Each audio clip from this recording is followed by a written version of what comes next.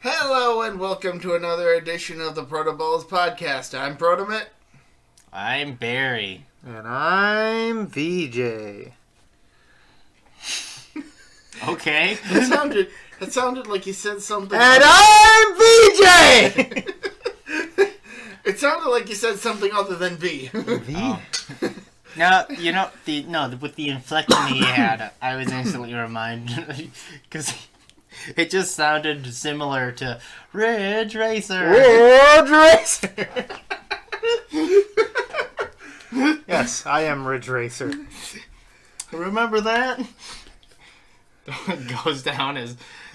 That will always go down. That was E3, wasn't it? Yes. That was E3, what, 2007, I think it was? I don't know the year, but I know it was the entire Konami show. Yeah. It was like that. It was an absolute disaster.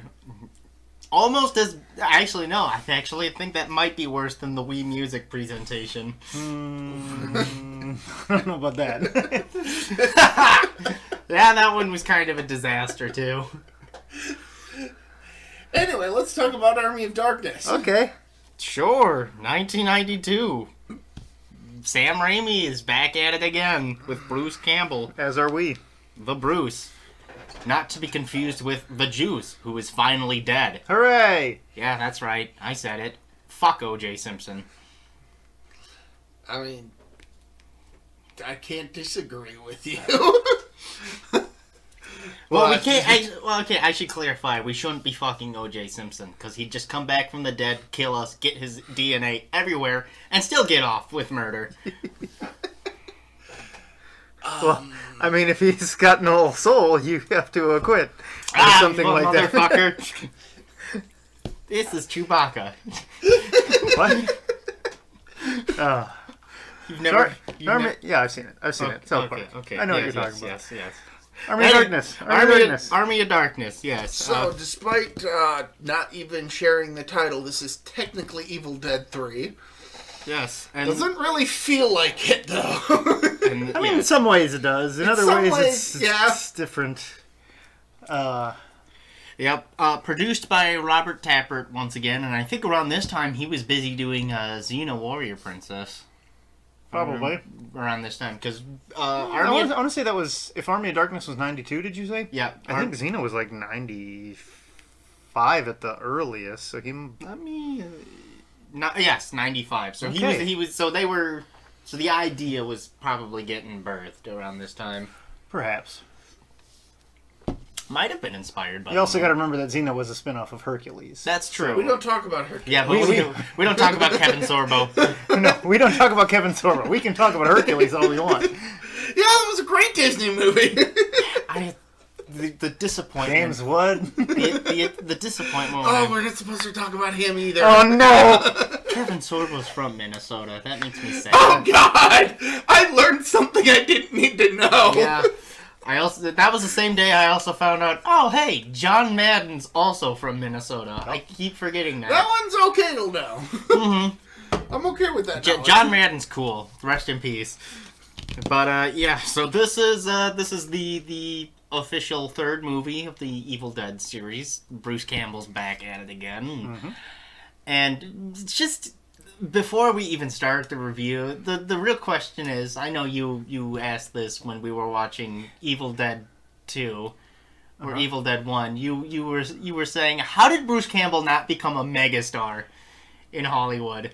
Yeah, well, now that I've watched it again after so many years, I mean, like, he should have still became bigger than he was. He should have become a big star, but I think he was just content. A little bit of spoilers. I wasn't as impressed this time than I was any other time I watched this movie. Wow. I was actually kind of down on it. Really? After watching Evil Dead 2? Yes. I mean, like, I've sat down and watched all three in one sitting. Yeah.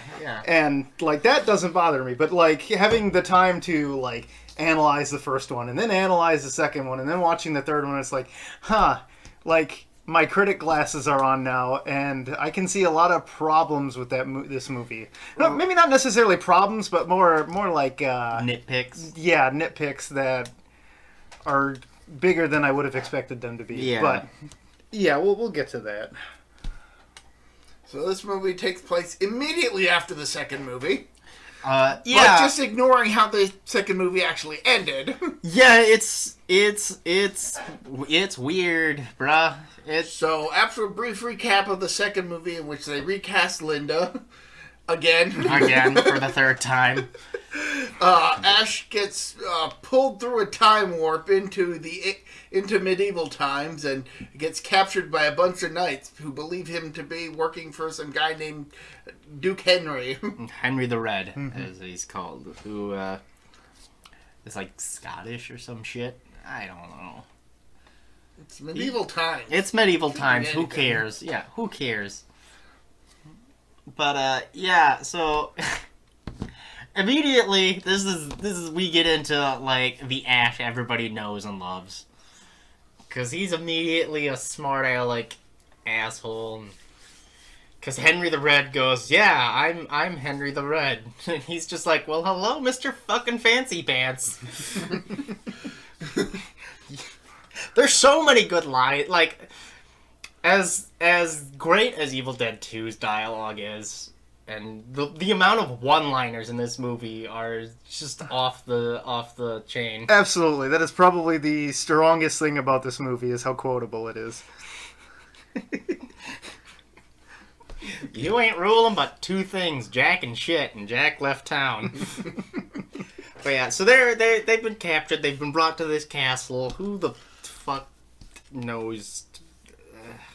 I forget what the castle's called. I mean, I can't blame Ash for being just a little bit out of it at this point. He's had a rough couple nights, and now all of a sudden he's not even in the same time period anymore. And he's fully snapped by now already. Completely fed up. He's just done. He wants to go home. Admittedly, this is probably the nicest thing that's happened to him over the past 48 hours. This whole movie is the nicest thing that's happened to him. Yeah, that's probably true. That's probably true. This is probably the least traumatic event for him in the last 72 hours. Yeah. And so they get taken to a pit. Ash is still missing his hand, because of course he is. Mm-hmm. And they get taken to the pit, which is sort of like an execution style. And one of Henry's men gets shoved down, and we get the geyser scene from Nightmare on Elm Street. Yep, we get the geyser of blood. Okay, so it's at this point where, because me and you watched it separately. You watched it. Yeah, I had to watch it on my own. Yeah, so I was saying to Prior to this scene, prior to the scene, I was like, is this movie like of the three? Is this like the most appropriate for children? And I was like, yeah. Besides this scene, I knew this scene was coming up. This movie is 100% slapstick. It is, like, outside of the blood geyser, which even then is, like, played for laughs. Mm-hmm. So, like, even then, I'd be like, it's appropriate. Kids know what blood is. Kids can see blood. And they see people's reactions to it, and it's so over the top, you can't take it seriously. So I'd say this movie you could show to kids, and they'd probably get a good laugh. I mean, there's some good swears too. I wouldn't show it to kids. I'm just saying that, like, of the three movies, like, this is the most PG. This is the most child appropriate. Yes, out of all three. This is a PG movie. I'd say it's a PG-13. It doesn't feel like an R-rated movie like well, this. The MPAA gave it an R. It did give it an R. I would say they did give R. I would say this would be a pre-Temple of Doom PG movie. Let's put it that way. Indiana Jones Temple of Doom, because Raiders of the Lost Ark, we did do Raiders a while ago. Yeah, a long while ago, and that had the face melting scene and everything, and that's a PG movie. My God. Yeah. But Temple of Doom was like the first PG-13 movie. The rating was specifically made for yeah, and that's partially because of Raiders of the Lost Ark. Yes. But I'm saying, if this came out before Raiders, this probably could have been a PG movie. Maybe cut a few things and you... Oh, yeah, because PG-13 wouldn't have existed yet. Yeah. I don't think it would have gotten slapped with an R rating. Yeah. It's But then at the same time, it did get slapped with an R rating post. which begs the question: what exactly were they? What did they have questions about? I would assume that it was the blood, the swearing, and the nudity. Brief as it is. Yeah. Hey, Yeah, I forgot there was nudity in this Yeah. movie. It's extremely brief, but it's there. I guess. So, It Ash. also comes really out of place. It's like, okay, but where is this supposed to even be going? So Ash Yeah. Gets thrown into the pit as well. I forget what he gets thrown at him that knocks him in. Oh, what's her name? Throws a rock at him. Oh yeah, throws a rock at him. Sheila? Sheila. Linda who? Nobody knows who. Yes. Oh my god. Now, mind you, first things first, we have to take the entire movie with a grain of salt because we have to remember this is all from Ash's perspective.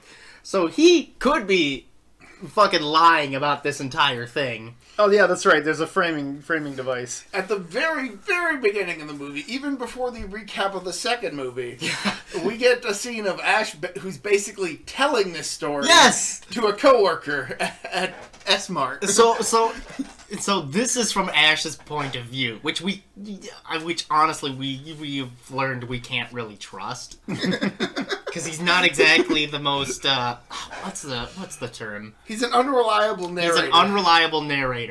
I mean, to some extent, like, I don't know.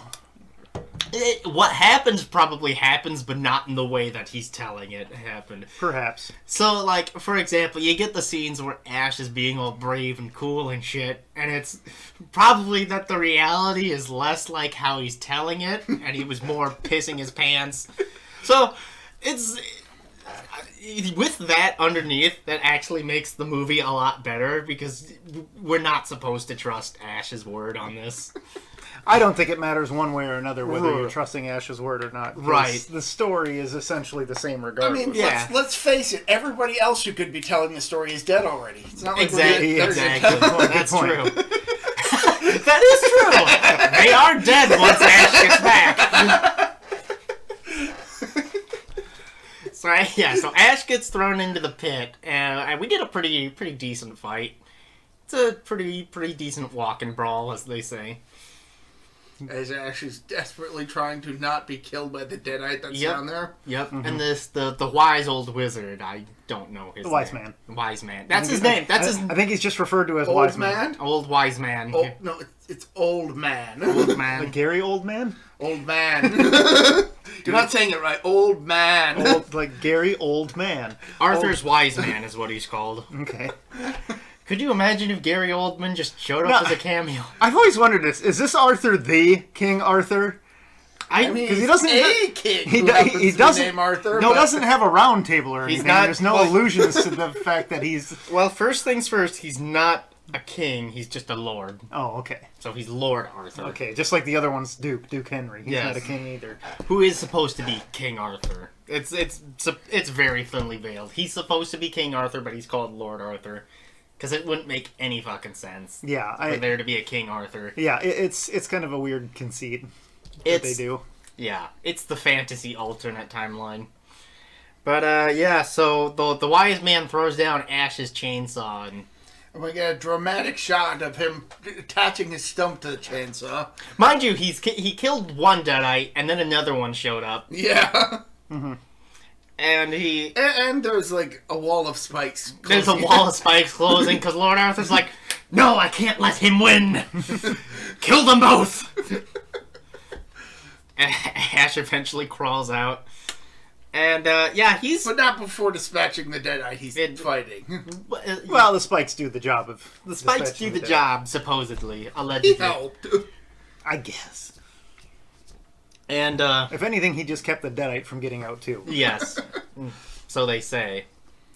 And so Ash is just perfectly fucking fed up with this. And he's like, alright, which one of you motherfuckers wants to fight, too? And so he's just picking fights with everybody. And there's a great joke. And he walks up to Arthur. And he goes, hey, your shoelaces are untied. And And Arthur's like, The fuck's a shoelace? The fuck's a shoelace? And he looks down and gets punched in the face. It's so amazing. I love how there was like a 5-minute period where I got to say twice, this man has no context for that. Yeah, exactly. Like, what was the first time when he threw down the chainsaw, knowing that it was a weapon of some sort? Or... Yeah. Yeah. He sees a thing made of iron with like a chain of barbs, and he must have assumed, oh, this is a weapon, not like anything else. I mean, he is a wise man, so I'll give him that. But Yeah. But then you get Arthur, who is visibly confused at the mention of shoelaces. but still looks down anyways for comedic effect. Knowing he's wearing metal boots. That's the best part. Isn't there like a shot where it like pans down to his feet? No. No, he's just like, what? A brief look and then gets punched in the face. Yeah. And So, of course, for assaulting their lord, the knights are ready to fight.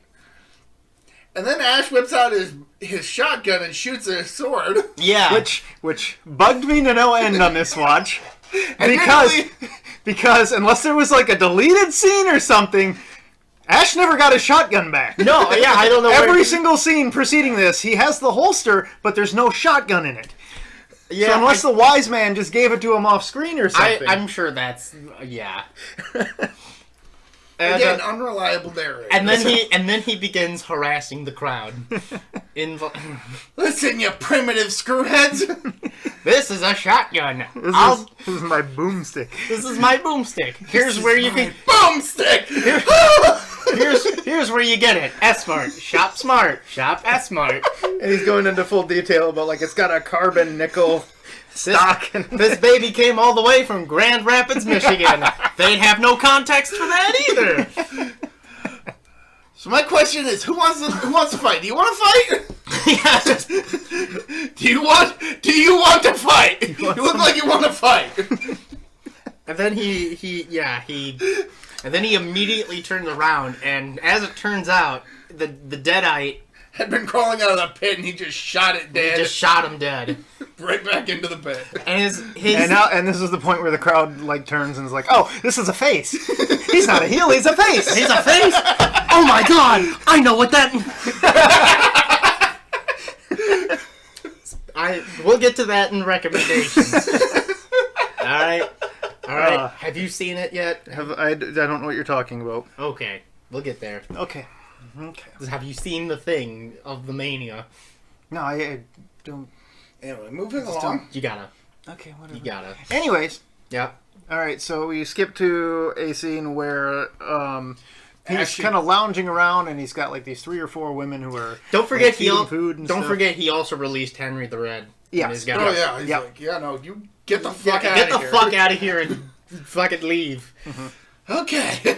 And he just lets himself be left behind. Thank you, generous host. Thank you, generous host. Steals a horse and rides off and everything. I feel we forgot to mention Sheila's motivation for hating Ash right away. And so, yeah. It's because everybody assumes he's one of Henry's men, and her brother died while fighting Henry's men, so she assumes he killed her brother, despite the fact that Ash has no context for anything that's going on. And has one hand. Just assumes the one-handed guy did it. Yeah. Yep. And there's a brief cut where it seems like Ash is lounging around, but it seems like they cut off all the exposition, and so it's like, wise man, how do I get home? We got to get the Necronomicon Ex Mortis. I'll tell you how to get it. I'll tell you where to get it. We'll go through all the details here, and they don't we never get a scene where Ash explains where he's from or anything. It's just Right. The wise man knows now. The wise man knows already. The exposition is off screen. The sorting of the details. Which is, Which is fine. That's not necessary. We now know, they know. End of story. Exactly. I mean, hell, the movie practically started with a recap of what happened. Just keep going. This is a question for a later scene, but it makes me wonder, is Ash an idiot savant? Yes. Yeah. Yeah, absolutely. Okay. Absolutely. At least in this movie onward, he is. Yes. Well, no, I wouldn't say that because he does like have all of this. Like, for example, he has like the chemistry book in his trunk that they use later. But that's what I mean. He takes a basic chemistry book and like it's. Okay, so he's an idiot savant, but he's not like stupid. He's not stupid. He's just he's kind of dumb. He's book smart but not street smart. He has a high luck stat. He's a high luck. That doesn't mean his other stats are very low. Yeah, they're just completely overshadowed by the luck stat. He's a 10. He's a 10 out of 10 luck stat and a high charisma stat. That's it. Yes. So long story short, he knows that if he can get the book, they can send him back to his time period. And they can use the book in their battle against the Deadites. Right. Would he have a high constitution, too? Sure, maybe. Yeah, I guess. I don't know. He has to have a lot of health. I mean, look at all the injuries he suffered in Evil Dead 1. Yeah. I guess he would have a high constitution. Like, all his injuries from the second movie have practically scabbed over in Yeah, this one. right? That was the same night. Well, jumping through a time portal will do weird shit to you. Fair point. That is true. We don't understand the. We don't know how long he was in the time portal, or if that even is relevant information. We don't know. Who knows? He could have been in there for. There's a scene in one of the Marvel movies where I think it's Doctor Strange. One of the Doctor Strange. I don't. There's a scene where Loki gets sent through like a portal by Doctor Strange. Yeah. And then he like pops up later and he's just like, I was falling for 30 minutes. But it's literally like a clip. Yeah, time vortexes are weird. We don't know the properties of them. We can only guesstimate. So yeah, they're trying to find the Necronomicon, and there's a Deadite who's been overhearing all this and decides now is the perfect time to reveal herself in the form of the old woman. Now's a perfect time to attack Ash in broad daylight with other people around while he has his weapons. To be fair, pretty well for her. To be fair, it is an interior scene. We don't know if it's broad daylight. I guess. The Deadites are stupid. The Deadites do not do things. The Deadites are also idiot savants. Yes. Yes. It's two sets of idiot savants going head to head. Who's gonna win? Well, clearly it's me because I'm the good guy. I'm right. A horde of possessing undead idiots or one-handed chainsaw boy. Chainsaw and shotgun boy.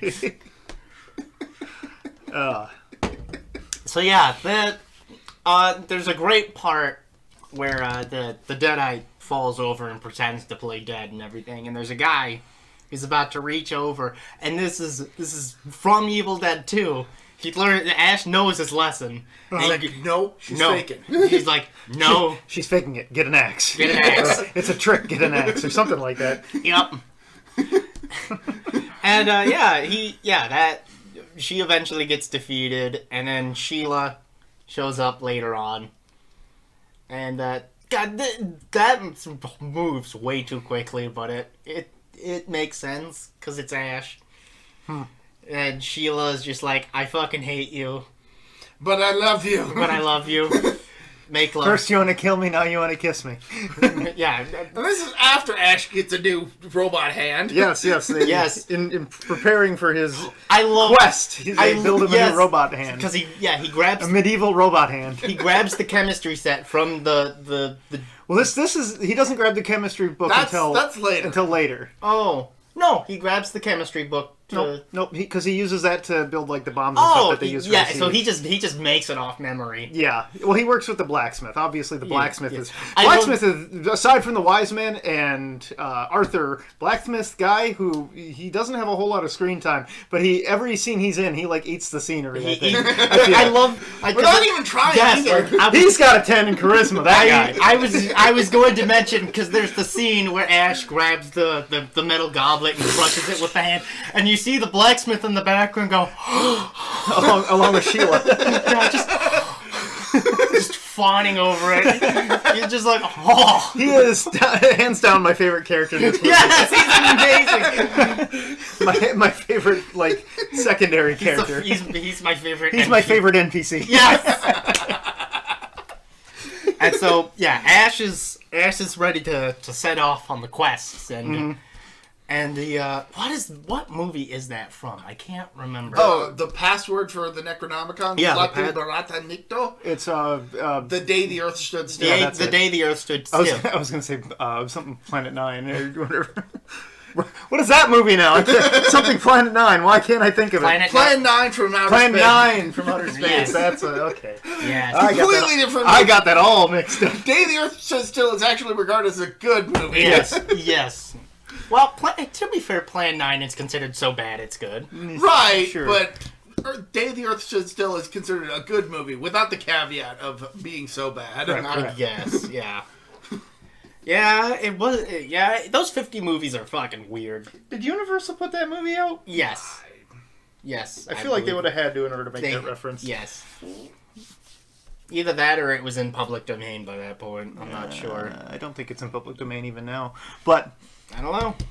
anyways, But so yeah, the wise man drills it. And yeah, no, you got to remember this shit. Yeah, Ash, This is super important. Ash repeats it once and he's just like, I got it. Don't worry. I know your damn words. I know your damn words. God, I love Bruce. So Bruce is off on the quest. And, yeah. This is kind of where the movie dips a little bit. Until he... It depends on your perspective. I guess. It's the middle point where we get past all the fun introductory stuff and we get to Ash's traveling out on a quest.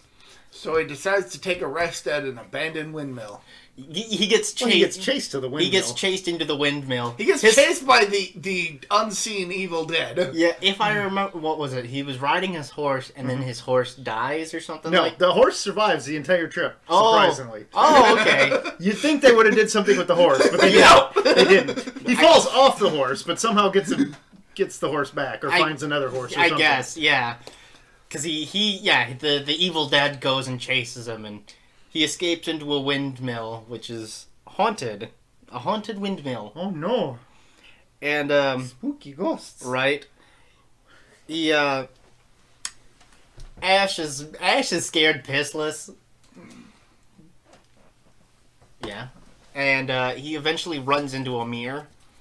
Which is the third movie in a row to involve a stunt with a mirror. And I like how it's different each time. Yes, it's very different each time. And this one has... Okay, this one is probably the best scene in the movie, in my opinion. I'm not sure. There's a lot of good scenes. Yeah, I would say this is probably my favorite scene, the mirror. The mini Ashes show up. They just come out of the fragments of the mirror to just wreak terror on Ash. They bully the fuck out of Ash. It's an entirely slapstick scene with a bunch of tiny ashes just tormenting the big guy. This is Three Stooges if Larry and Moe were tiny. So what does he do? He gets a little fork and skewers one of them up against the wall. And then he goes to stomp on another one, but that one grabs a nail. Oh, right in the foot. It's awesome because he goes, London Bridge is falling down, falling down, falling down. And then he grabs a nail and Ash's face is he's just while the other little you feel it. It's very visceral. Yeah, and while the other little while the other little Ashes are like, my fair lady, ha! Ash, and then after he lands on the stove, which is my god! A surprise on face off with a spatula. The windmill and doesn't have it isn't worse for wear afterwards. No. Yeah. That's kind of a running thing with this movie, is that like all of this stupid stuff happens for him. Whereas in the other movies, he gets like worse and worse looking throughout the film. In this one, it's like, nothing can scratch him at this point. He's in full hero mode. Yeah, he doesn't. He ends the movie the same way he went into the movie. I feel like it's because he was already possessed and everything. I feel like because this was supposed to be like a mainstream movie and there was not budgetary constraints. What's the word I'm looking for? Meddling. Just studio executive meddling. I feel like it leads into like one of the issues I've had with this viewing of Army of Darkness. In that it feels like completely sanitized compared to the other two. That is fair. Okay, how many kills are there in the first one? There is practically everybody. Yep. Four deaths. Okay, and in the second one? Okay, so there's Linda. There's 4 deaths. Okay, and how many named characters die in this one? Not a single one. Linda. Linda who? Like not even Sheila's brother, who dies off screen, gets a name. So yeah, that's kind of my one of my issues with this one, is that like the first two movies, they had the whole keep the blood flowing. Well, in this one, they didn't really keep the blood flowing. They did at one point, but then they shut it. But then it stopped. Yeah. They put in all their blood in that one scene. They used their blood budget for the one scene. Yeah. See, at one point, Ash gets a mini him inside his mouth and accidentally swallows. Mm-hmm. Well, no, because they. How do they knock him out? They knock him out. They knock him out somehow. They knock him out because he hits like either a lantern or like a teapot. He hits like a pipe on the ceiling. Oh yeah, he hits a pipe on the ceiling and he just falls over. And then they Lilliputian him. Yeah, they tie him down like Gulliver him. And this is one of them decides it's a brilliant idea to dive down his mouth. Mm-hmm. So then Ash swallows and is like, oh shit. And there's this like weird, hasn't aged at all well scene of the two mini Ashes holding his nose shut so that he has to open his mouth. Very CG'd in. And Ash is like, he's choking on little Ash. So he runs over and he grabs a It's not that he's choking on little Ash. He knows that the little Ash is still inside him. Right. It could cause internal damage.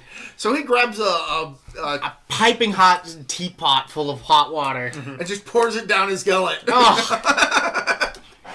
He's like, yeah, you like that, didn't you? Little sucker. So, he also never gets around to taking out all the other little Ashes, does he? No, they just run away. At this point, it's like they're never seen again.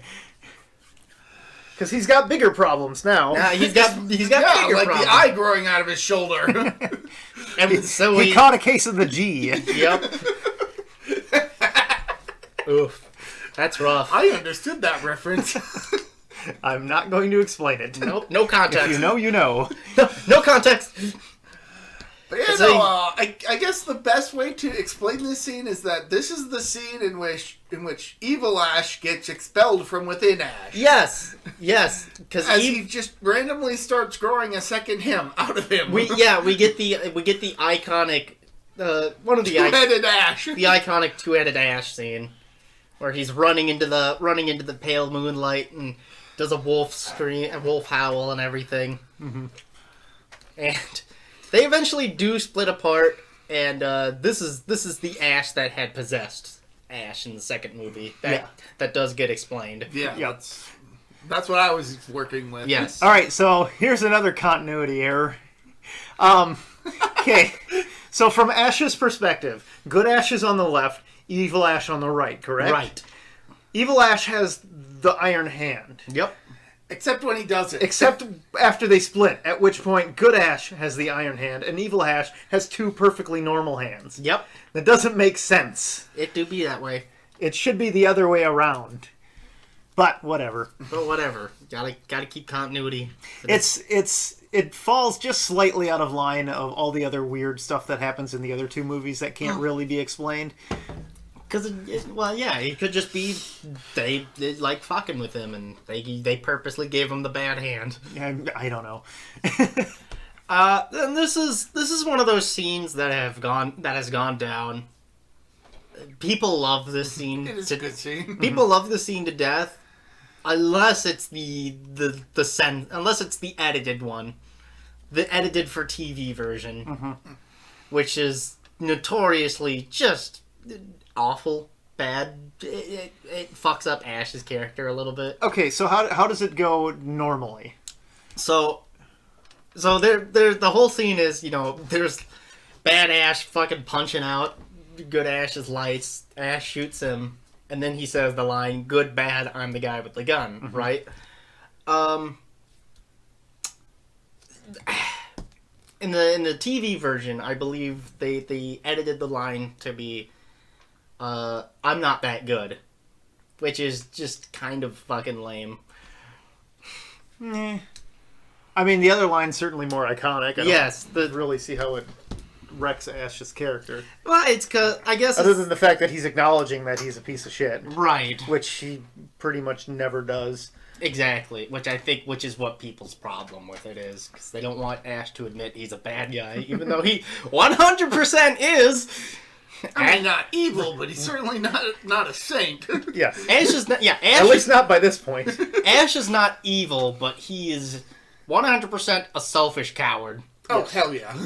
He's just doing this so that he can get home to his own Exactly. timeline. He doesn't actually give a shit about the people. Until it's convenient for him. Until it's convenient for him. Yep. So, he shoots Bad Ash. It's a great scene. Bad Ash does a fucking flip into a tree. Another Ash going into another tree. Yeah. Golly. At least they were consistent in one end. Right? And then, of course, the iconic line delivery.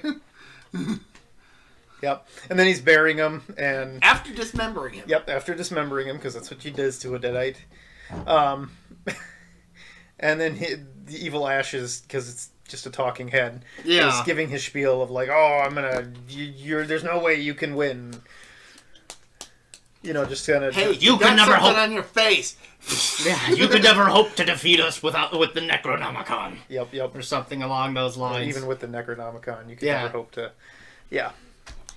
Yeah. Hey, there's something on your face.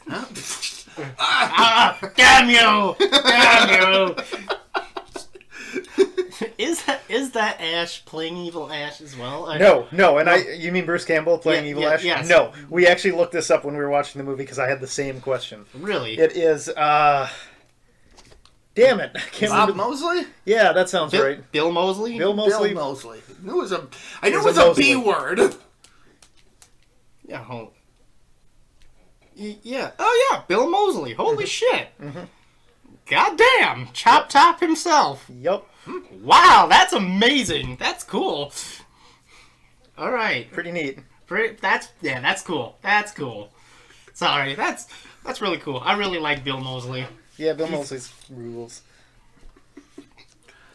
So Ash eventually gets to the graveyard. And at what point are we cutting this off? Because we're already about halfway through. Well, you should probably cut it off when after he gets back. Right, yeah. Because that really bisects the movie. Fair point, yeah. I mean, this movie is basically a 3-act play. There's, the castle portion, the quest, and the siege. The base under siege. Yeah. The Army of Darkness. Yeah. And, so he gets to the graveyard. It's all calm and shit. And he gets up to where the Necronomicon is supposed to be, and there's 3 of them. Nobody told me there'd be 3 of them. Nobody told me there'd be 3 of them. So much for that wise man, huh? Oh, and I love how he, he has to check all 3 of them. Yes. But he never once utters the words until he gets to the 3rd one. Yes. Because he's an idiot. To be fair, he's not. So he's not picking them up to test them. That's true. He's not taking them. He's inspecting them. Yeah, he kind of picks up the 2nd one. Not by choice. Not by choice, no. So anyway. Oh my god, you know what this reminded me of? What? This reminds me of the first room in Shadowgate. What's the first? Or the room in second room in Shadow Oh, game. right! I was actually playing this yesterday. You'll have to remind I me. didn't what's get the that second far, room. but in like a little alcove in the first hallway, there's a book that you have to open and take something out of. Oh it. yes, because if you grab the book, the trap floor. Yes. This is what that I reminded. thought maybe you were talking about the 3 mirrors. No, not the 3 mirrors room. No, I was like, that's That way was- later in the game. that one's also a pain in the ass, though. Just remember, it's the center one, and don't punch it with your hand. But anyway, so he opens up the first book, and there's a vortex, a Yep. black hole A black right hole. in there. Just a black hole. Sucks him in. He has to claw his way out. This one's also a great scene because he kind of ends up looking a little bit like William Shatner halfway through. Not Shatner, Leonard Nimoy. Yes. Damn you, tornadoes! All right, everyone to the fear bunker. It's not the first Wednesday of the month. Oh. It's Thursday. That's weird. Oh, it might be National Test Week or something like that. Okay, well that's a random interruption, but yeah. Tornado sirens are going off, and we're a little concerned because the weather looks perfectly fine. It's not a first Wednesday of the month. Yeah. Which is when they usually test them here. Anyways, if the feed cuts off Yeah, right? abruptly, you'll know what happened. You will know what happened. This never happened. Yeah, it looks like it's just a they're late on the weekly test or whatever. No, they tested them last week. I was home. Yeah, a that's week. weird. It might just be Tornado Awareness Week. Yeah, could be. Anyways, Hopefully we're not dead. Hooray! so he crawls his way out, and he's got this nice, like, prosthetic face that makes him look. Looks like he's been stretched out. It reminds me a lot of like Beetlejuice. Yes. You know what I'm talking about? What scene I'm talking about there?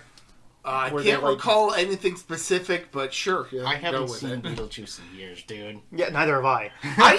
I don't think I've ever actually seen it from start to finish. I know I've seen the entire movie, just not all in one sitting. Well, you know the part where the dude gets like the bird head? Okay, yeah, Yeah, okay. that. That is actually what I was thinking Gotcha. of once you... Yeah. Well, after I said that I don't recall the specific scene. Yeah, who was it that played Beetlejuice? Michael Michael Keaton. Michael Keaton. Did any of you guys see that thing at the Academy Awards? So Arnold Schwarzenegger and Danny DeVito presented an award, and they were talking about how they were Batman villains and how they got defeated. And so Danny DeVito fucking looks over and sees Michael Keaton. He goes, "Son of a bitch, there he is! That son of a bitch! How dare you!" Okay, that's pretty good. Did you guys see they're making another Beetlejuice? Yes, I did see that. Beetlejuice 2 or something. Beetlejuice. And they're all excited for it. They're like, "You guys hate it's hate this movie before it even comes out. Fuck you. is Michael- We're having fun." Is Michael Keaton back for it? Or? Oh yeah, Yeah. Oh yeah. Cool. I mean, about And, like- the only guy who isn't And- back is the guy who's a pedophile. We don't say his name. Whoops. I don't even remember his name. I just know. Yeah. Just know that. Yep. But no, I like Michael Keaton. He's a very good actor. Yes. Yeah.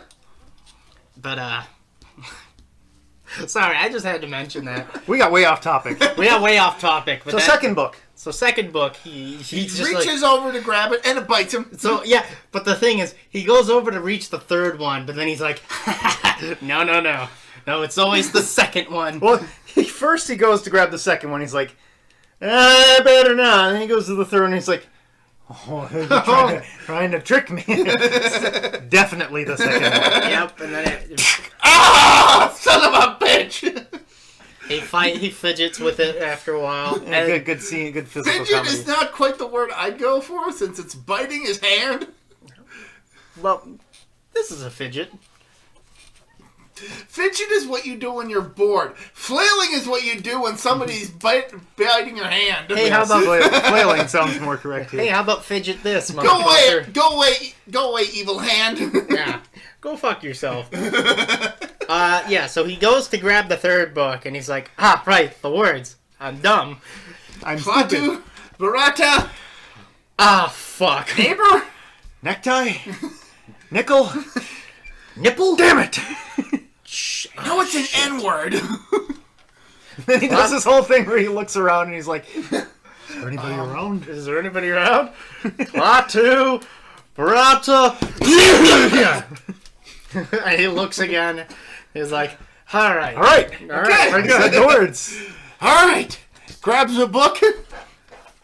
And then the earth starts shaking. He done goofed. He's like, no, but I said the words. Well, Most of them. Starts running off. There's a great slapstick. skeletal arms start reaching up from out of the ground. Yeah, he gets tripped up and he starts fighting with them. And there's the great Three Stooges thing where they go to poke his eyes. It's like, ha! And he covers them. And then two more hands come in and get him. I like the part where they're all like taking turns punching him, and then there's silence, and he's just like, "Oh no!" And then they're like punching from all angles. 20 hands come in and like smack him in the face. That might be my favorite gag in the movie. Yes. Oh no! He eventually escapes though, but damage is done. He done goofed. And He gets back home. Well, not home, but to the castle. he gets back to the castle. And And the wise man's like, and you said the words, right? yeah, I said them, most of them. What do you mean, most of them? I may have misspoke a You couple. said them exactly. Right? Right? Right? I may not have said every syllable. Yeah. Oh, we're so screwed. Yeah. Look, I got you the book now. Now let me go home. It's like, well, you got the book, but it's worthless to us now. I mean, sure, we can send you back, but we're fucked. And then Sheila gets kidnapped. Yeah, but after telling Ash off for Yep. for being such an asshole and wooing her. To be fair, he doesn't give a shit. That's not exactly fair. To him, I mean. Hey, he'd take that. He'd accept that as reasonable. Linda who? Yeah. He doesn't even know Linda. So then anyway, Well, I'm 3. Sheila gets kidnapped by a flying Deadeye. I'm pretty sure it's the same one that showed up at the very end of the second Yes, movie. it's the same one. Yep. Hoist by his own petard. Rough. And yeah, so Sheila gets kidnapped, and so Ash finally he sees that things are in a dire strait and everything, and so he's like, ah, shit. Well, I caused this. I suppose I better fix it. Oh, by the way, evil Ash is reassembled himself already. Yep. And they kidnap Sheila, and he did the nasty with Sheila. Very uncomfortable. Not as uncomfortable as I mean, certainly not. I mean, we never really find out just how far they go. It's all I mean, I'm implied. more worried about the random women that the skeletons are dragging yeah, off that's questionable. with their tops off. It's like, okay, what? What's the And deal? they never show up again. It's like, They what need the fuck were the skeletons doing with topless women? What the fuck? making more skeletons, duh. No context. You don't need to know. So let's put the spoiler break here. All right. So what do we think? What ratings? Just ratings. 8, 9, 8.5. I think. I give it a 7. I think I'd still have to give it an 8. I mean, I still love this movie. This but movie's it's not great. the 11 out of 11 that, or the 11 out of 10 that the first two movies are. Yes. It is my opinion of it has definitely cooled over the years. It is a very good, very well made movie.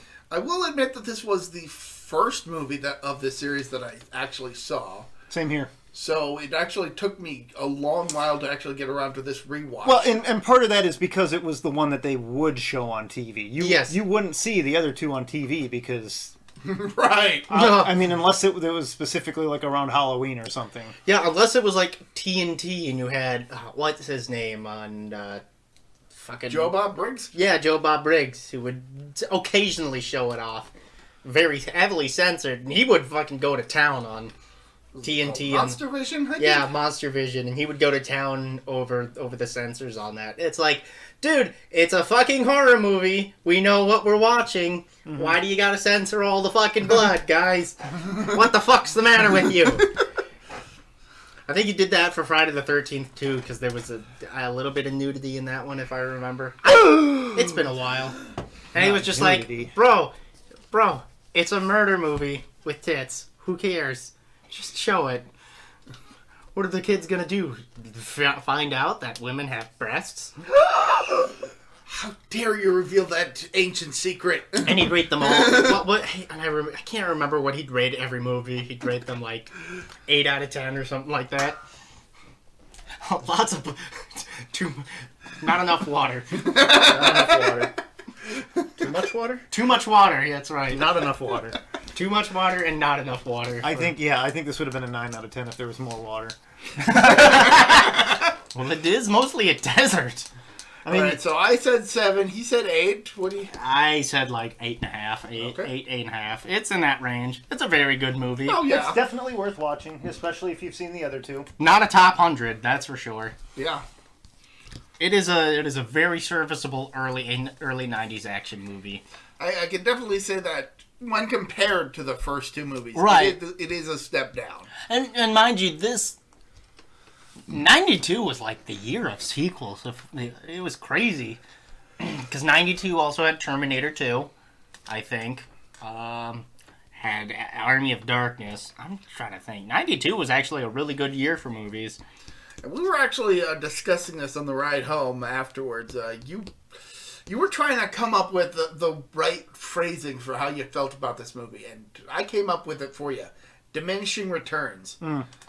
Like, each time you watch the movie, you like it a bit less.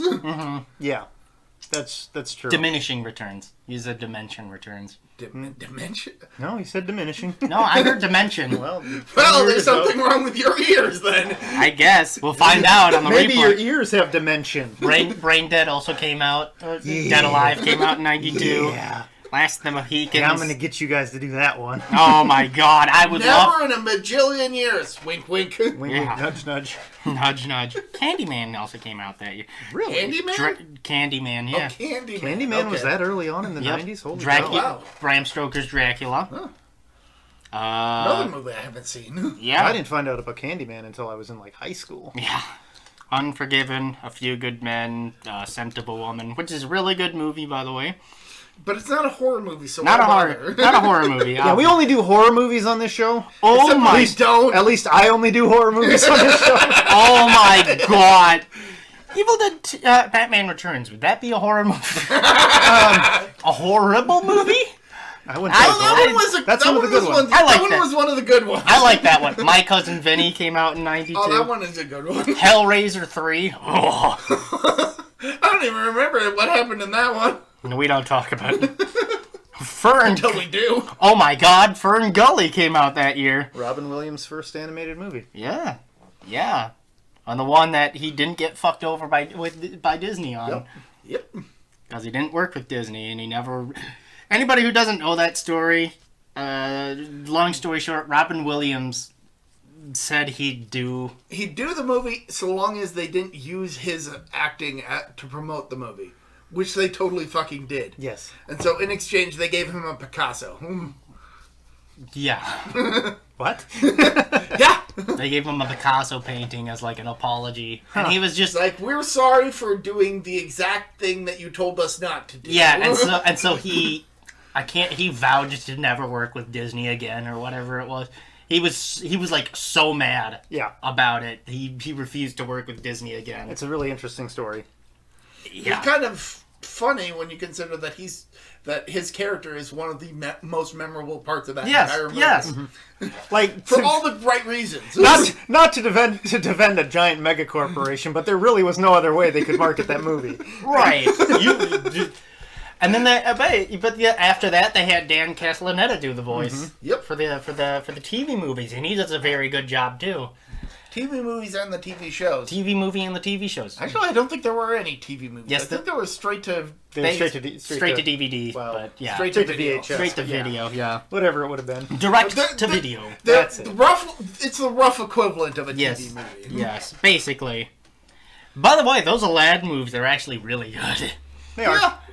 Yeah. Which is shocking. Shocking how, like, the direct-to-video movies were actually good. Compared to, all the other direct-to-video sequels that God, Disney has put who out. remembers Mulan 2? I don't remember that. Who remembers Cinderella 4? I remember Cinderella 4. Oh, God. Why? Because it was bad. To quote Reggie, what's wrong with you? Yeah, what's the matter with you? What's wrong with you? What's wrong with you? That's good. What kind of sandwich are you? An idiot sandwich. God. Yeah, those direct to video movies are not that bad. They're a bit overblown. I think they're... Yeah, no, the Aladdin ones are definitely the cream of the crop. The Aladdin ones are the cream of the crop. I think... I can't remember if it's Aladdin 2 or Aladdin 3. That's the King of Thieves or whatever. Aladdin 3. Aladdin 3. Aladdin 2 is Return of Jafar. Yep. Return of Jafar, and then King of Thieves, which that one is considered like the one of the more underrated Disney Oh, hell yeah. Yeah, projects. that one's really good. The We Explorers. should totally do those sometime. Oh my god, no! Explorers, God. like, what's his name's, like, backstory? Who's the main character of Aladdin? I forget his name. Babu? I'm just kidding. No, it's Abu. Abu, the monkey. No, it's Apu, the cashier. Ooh. I can't remember his name now. Thanks a lot, Wait. Aladdin. I don't know if you're doing a bit. I was doing a bit. Are you doing a bit? Yeah. I can't tell. Yeah, Aladdin, that's his name. Oh! I thought Aladdin was the genie. No, I'm just kidding. Oh, we should also do the 2 Goofy movies. The Goofy movies, I love the Goofy movies. Oh, hell yeah. That's why I'm Like- suggesting we do them at some point. Dude, bro, low key, an extremely goofy movie is like it's so Caddyshack it hurts. It gives me Caddyshack vibes. Right down to it's like if you mixed Billy Mattis, if you mixed Happy Gilmore. Happy Gilmore with Caddyshack. So they're both golf movies? Yeah, kinda. What? Except Extremely Goofy isn't a golf No, not movie. Caddyshack. What's the well, yes, Caddyshack. But what's the I have no idea what he's on about. I'm trying to I'm figure it completely out. I think it's Back to School. Yes. Yeah, Back to School. With Rodney Dangerfield? With Rodney Yes. Dangerfield. Okay. Yes. If you mix Caddyshack and Back to School with Rodney Dangerfield, it gives me that vibe because it has the '80s bully in it and everything, and it's a sports movie, and it's got an old man going back to college. Okay. Yeah, no, I'm I sorry. guess I can see it. Sorry, that was a bit long-winded. I was trying to remember. There's a lot of good movies that are from the '80s. Leave me Anyway, alone. back to talking about Army of Darkness. No, we have. Yeah, okay, yeah. What's your favorite scene? Windmill? It's the mini ashes. Mini ashes, yeah. The final fight's really good, but we haven't gotten there yet. No, we haven't. I mean, it's got some pretty good scenes throughout. I actually haven't got a hard time picking one. You know what it is? That isn't just the mini ashes. Yeah, you know what it is that this movie, this is also a thought, this movie doesn't have very many memorable characters outside of Ash and the blacksmith. I don't know about that. Well, Admittedly, the only reason I remember the old man was because he's played by a big name actor whose name I can't recall. I think, for the most part, this movie has everything the other 2 movies had, but taken down a couple of notches. Yeah, it's definitely more toned down. definitely. Hold on. Let me... It's like, it's chock full of good scenes, but none of the scenes are quite as good as the other scenes from the other movies. Oh, okay. Ian Abercrombie. Okay. Okay. Okay. The Lost World of Jurassic Park is what he's in. Why did you bring that up? I don't know. The Lost World of Jurassic Park? Yes. Wow. I only knew of Lost World and Lost World Jurassic Park. I did not know they made a third Lost World movie. To be fair, there's Jurassic Park, the Lost World Jurassic Park. There's and then I guess the Lost World of Jurassic. There's Jurassic Park 3, and then there's we don't talk about Jurassic Park 3. Right. There's like even Dominion doesn't want to talk about Jurassic Park 3. Then there's Jurassic Dominion sucks. And then there's Jurassic Park 4, Jurassic Park 4, Jurassic World, the Lost World, Jurassic Park 5, Jurassic World 2. No. It's Jurassic Park 5, Lost World, Jurassic Park 5, Jurassic World 2, the Lost World 2, Fallen Kingdom. Oh yes, of course. Ow. He's Now imagine me when I had to sit through that in Hyper the theater. Fighting Champion-ish next. Speaking of fucking speaking of It's the reason that I hadn't watched Dominion until recently. Yeah, speaking of tortured sequels, we were actually talking about the Star Wars series. This is another side tangent. Oh boy. Talking about how basically the sequel movie, The sequel trilogy. Sequel trilogy kind of fucked everything up. Yeah, and just not kind of dropped the ball all over the place. Dropped the ball narratively speaking. I think the first two were fine. I think it's the third one and solely the third one that ruins everything. No, I'm not a huge fan of the second one. I think the second one's probably the best Star Wars movie. No, Mark Hamill fucking hates The Last Jedi. Does he? Yeah, I know he wasn't like a fan of like the way he had to portray Luke, but I think there was a whole thing of like you need to break down everything and destroy it in order to rebuild it. Right. Well, no, and he was. I actually kind of like that about that movie. No, that's one of the few things I like about that movie. One of the things I don't like about the movie is how a couple of the characters just go completely off on their own adventure while everybody else is just running away from the First Order. Oh, yeah. Yeah. Like, they just go off on this whole adventure, and the First Order is just like, ignore them. And then they just come back. And then they just come back, and nothing of value is gained. No, if anything, it's subtractive math. And yeah, it's also really dumb, too, because they're like, oh, we have a plan. Don't deviate from the plan. And so they deviate from the plan, and they come back, and they're like, hey, why'd you deviate from the plan? Here was our plan. Well, if you had told them the plan, then they would have known not to deviate the plan. Right. And that's all happening independent of what's going on with Rey. Because Rey is completely absent from this movie until she's not. Yeah, I guess from that perspective, it's like a weird movie. Here's the problem with the sequel series. It's never explained where the First Order comes from. No. We're going off on tangents that we could definitely cover when we actually cover these movies. It's just they could have. Oh yeah, and Palpatine's back because apparently clones were like a lost art. Suddenly, people had known about clones for like decades. It was a taboo, except for when we actually needed them. Look, Star Wars is dumb and has always been dumb. Let's just leave it at that. Well, and if you like Star Wars, you're dumb too. Oh man, I liked A New Hope. I also mentioned another little side tangent. There's the Stephen Colbert was interviewing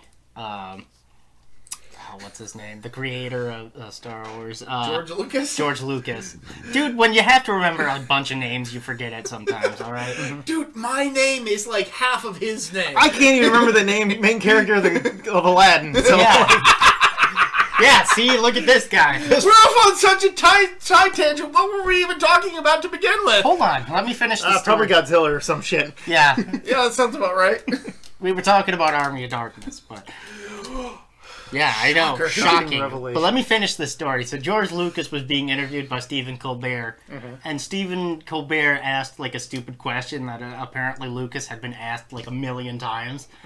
And he was asking like, "Oh, where did this certain species come from or whatever?" And George Lucas was like, he just sighed and was like, "Well, let me tell you, where they came from the planet of Colberia." And so yeah, Stephen Colbert had a good kick with that one. You know, I bet it was Yoda's race because Yoda's race is never actually identified. Probably. Just like Frieza's race. Yeah. That's something that Yoda and Frieza have in common. Nobody knows what species they are. And they're iconic characters. They're Yodas and Friezas. They're Yodas and Friezas. Just like Draculas are Draculas. So does that mean that Kuriza is baby Frieza? Or is Chill Baby Frieza? Just like how Piccolo is a Yoshi. This guy's got all the answers. Yeah. Yeah. Zach has gone into brain death. What if he's an orange Yoshi? Oh no! Does that mean Frieza's a purple Yoshi? What are we talking about? I don't. Can we get back on topic, Let's please? get back on topic. For the love of God. All right, what did you not like about Army of Darkness? How toned down it is compared to the other two movies. It is. Same. It is. It definitely feels like this is Sam Raimi trying to get his foot into Hollywood, and he's This definitely feels sterilized. yeah. This feels more Darkman than it does Evil Dead.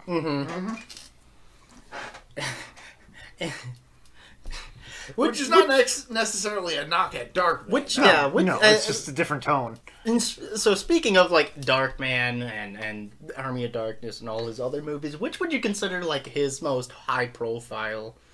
Like, I mean, if we're Hollywood. not talking about Evil Dead specifically, Probably Spider-Man. probably I was gonna say probably like because not a lot of people know Sam Raimi did Evil Dead, especially with the newer movies now. Well, not a lot of people know what Evil Dead is. Yes. Compared to like a Spider-Man. Yeah, I would say like his Spider-Man movies are probably the most high profile. yeah, that's fair. I mean, it took me a while to even find out that he did those movies. I was like, wait, this is the same guy who did Evil Dead? Wow. I haven't even seen these movies. Yeah. No, but yeah, like his best movie is probably Evil Dead 2. But after that, it's got to be Darkman, right? After- Like, what? I like that. Yeah. The only other thing I can think of is Drag Me to Hell, and I don't know if that was like. I mean, that didn't spawn a franchise. Obviously not. That one was very like it's a movie. It was a movie I hated when I first watched it, and it's got the opposite of diminishing returns every other time I've watched it. You appreciate I it. appreciate it more and more every time I see it. It's kind of like a Texas Chainsaw for me. I appreciate that more every time I watch Yes, it. yes. Spoiler for when we cover that, but the very first time I watched that movie, by the end of the movie, I was laughing my ass off. Yes. It is a movie designed to be rewatched. Yeah, and like Texas. every subsequent time, I actually find it a bit scarier. It is a remarkably well put together Yeah. movie. Yeah. Despite the production nightmare. Oh, hell yeah. It's Like, it's one of those cases where production was hell, but it was so worth it. It's funny because, like, Evil Dead 1, Texas Chainsaw 1, and Wizard of Oz all have, like, these infamous production fucking nightmare. And, that Francis Ford Coppola movie, the one that's set in Vietnam. Platoon? No, is that Coppola? Or was that Full Metal Jacket? Not Full Metal Jacket, No, that's that's Stanley Kubrick. Kubrick. Yeah, okay. It's the one with, what's his name from The Godfather? Heart of Darkness? Apocalypse Now! Apocalypse Now, yes. And yeah, and then Serpent and the Rainbow. All of these movies have like infamous production fucking nightmares. Except it's Wizard of Oz. This is gonna sound weird. It's Wizard of Oz. That's the one that I like refuse to watch nowadays because I just can't support Wizard of Oz knowing what happened. Whereas like Texas Chainsaw Massacre and Evil Dead 1 were both like they were production fucking nightmares. But like everybody who had actually worked on the movie is like, yeah, no, this movie is awesome. Well, it's not even that. It's that it was to them. It was worth it. They all struggled through it together. Whereas Wizard of Oz, it was like, oh hey, the first person who got cast as Tin Man had an extremely allergic reaction, and now Buddy Ebsen is all he's famous for is Beverly Hillbillies rather than being the Tin Man because he got fucking fired. Because MGM are fucking horrible people. Or is it Universal? I can't remember. I think it was MGM. I want to say MGM at the time, but I don't know who owns the rights now. I actually looked this up recently. I think Amazon bought them, didn't they? Yes, they are. Fuck Amazon. Yeah. Except when we need you. So we can blame Wizard of Oz on. Well, let's retroactively blame Jeff Bezos. On Big Jeff's Emporium. Big Jeff's Book Emporium. But yeah, like that was my larger overall Inside point. It's weird that sometimes you can pick and choose which movies you want to watch and which ones you don't. I have no problem watching Evil Dead 1 and Texas Chainsaw Massacre, even knowing what happened behind the scenes. I mean, that's why I only believe there's only 4 Alien movies. I'll let you decide which ones they are. I'm going to take a guess. I'm going to just stop everything right now and just take a guess. Alien, Aliens, Prometheus, and Alien Covenant? You got it. That tracks. Actually, it's Alien 3, Alien 4, Alien VP, and Alien VP 2. Or AVPR. Oh my god. Or Ash versus Alien versus Predator. Oh my god, I would love that movie. Just like an undead Ash fighting aliens so he can't melt and he can't die. Oh my god, you're about to look this up. Hold on, this is sounding familiar. Keep talking amongst yourself. But yeah, like, do you have any movies that you just like straight up refuse to watch because you know what happened behind the scenes? I can't think of any offhand, but I'm pretty confident that there are some that I...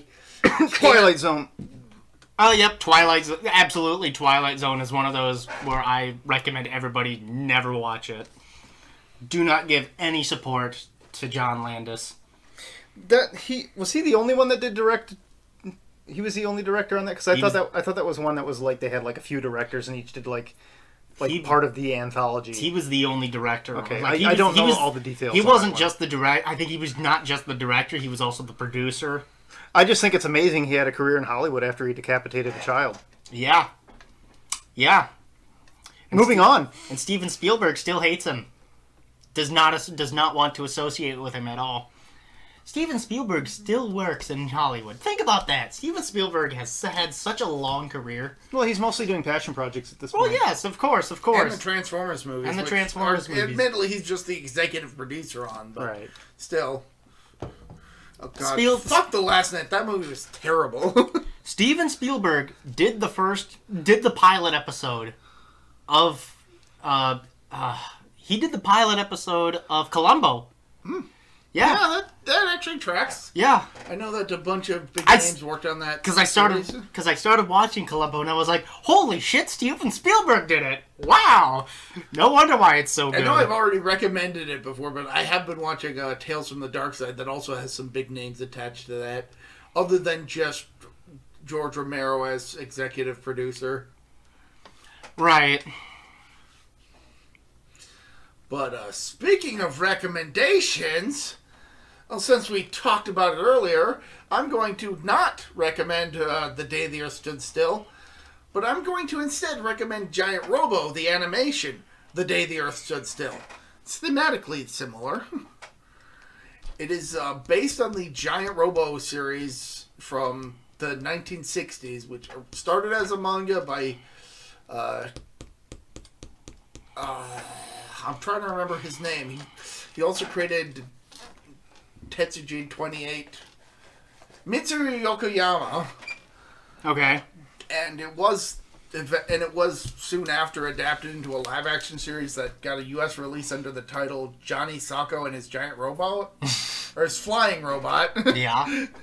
But no, The Day the Earth Stood Still is an OVA series that basically takes the Giant Robo premise and sets it in a retro-futuristic epic about this evil organization trying to eliminate this power source that the world relies on. And it takes so many epic twists and turns and a lot of fun action scenes. Right. And it's just absolutely epic. The music is fantastic. It's like they knew that this was going to be an amazing... series. I would strongly recommend anybody who hasn't seen it to check it out.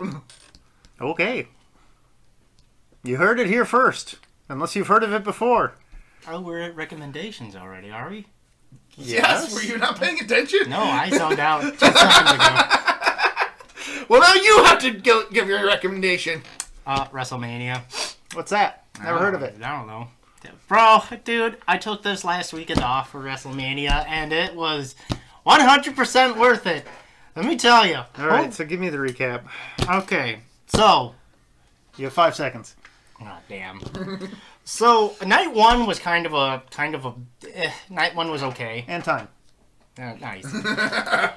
Night one was kind of okay. Rhea beat Becky. It was a good match. The Usos match was a giant fucking flop. Go figure, a brother versus brother match sucking. It's not like Ripley. Yep. Hey, everybody! I'll talk to you after the show. Everybody fondly remembers Obi-Wan versus Anakin. Yeah, I know. Totally. You were my brother, Anakin. See, yeah. And? And then The Rock and Roman beat Cody and Seth got the absolute dog shit beat out of him. Mm-hmm. Oh my god. So this plays into the entire weekend. That Seth gets the dog shit. He gets the brakes beat off him in like every match he's in. Mm-hmm. So How many matches did he have? He was involved in 3 matches. Okay. He wrestled 2 matches and was involved in the main event of night 2. Did he have Money in the Bank by any chance? No. Okay. No, he didn't. No, so it's not that thing again. That was Damian Priest. Okay. The Puerto Rican, as they call him, the bisexual Undertaker. Okay. Or as I call him, the Puerto Rican. I mean, the bisexual Undertaker is just Undertaker, isn't it? I guess. Well, I call him the Puerto Rican goth Scott Hall. Okay. Because he's really good, and he has Scott Hall's moveset. Okay. So, yeah, that happened. Austin Theory and Grayson Waller won one of the tag team titles, and then The Miz and R-Truth won the other set. That's a team I haven't heard from in a while. Yes! They're back, baby! It's been 11 years since they last wrestled together. What was their team name? Awesome Truth. That's it. Awesome Truth!